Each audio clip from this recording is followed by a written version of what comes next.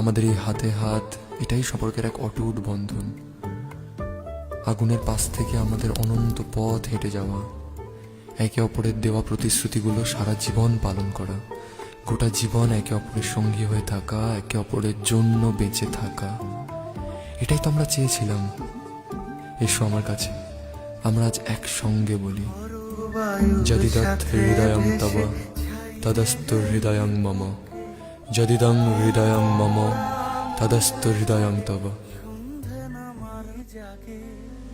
কেমন করে এমন হলো যা হতো না আগে? ছলাৎ ছলাৎ বুকের মাঝে কোন এক নদী জাগে, বলিও সজনে, বলিও সজনী, তোর হাতে যে আমার জীবন।